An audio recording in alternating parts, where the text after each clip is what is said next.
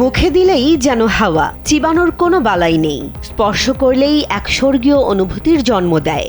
অবাস্তব মনে হলেও বিশ্বজুড়ে এই বিশেষ কেকের জাদু এখন ভোজন রসিকদের মুখে মুখে। কিন্তু কি এই কেক, যার এক একটি কামড়ে লুকিয়ে আছে শতাব্দীর প্রাচীন ইতিহাস?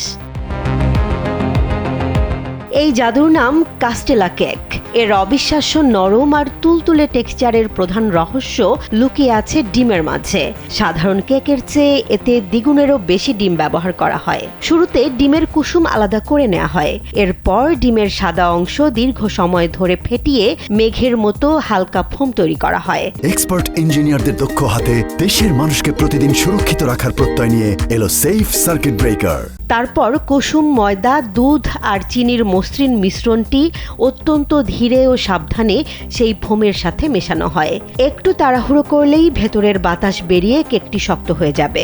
সবশেষ অত্যন্ত কম তাপমাত্রায় দীর্ঘ সময় ধরে চলে এর ধীর বেকিং প্রক্রিয়া। আজ কাস্টেলা কেক জাপানের রন্ধন শিল্পের অন্যতম সেরা নিদর্শন হিসেবে বিশ্বখ্যাত হলেও এর সূত্রপাত কিন্তু সেখানে নয়। 16 শতাব্দীতে পর্তুগিজ বণিকদের হাত ধরে এটি জাপানের নাগাসাকি অঞ্চলে আসে। পর্তুগিজ শব্দ কাস্তেলো থেকে এর নামকরণ। জাপানিরা অত্যন্ত ধৈর্য ও নিপুণতার সাথে এর রন্ধন শৈলীতে পরিবর্তন এনে একে আজকের এই অনন্য রূপ দিয়েছে।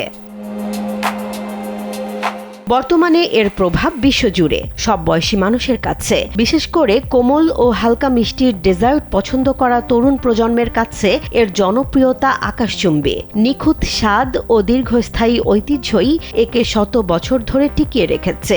এ যেন কেবল একটি কেক নয়, এক টুকরো ইতিহাস আর ভালোবাসার মেলবন্ধন।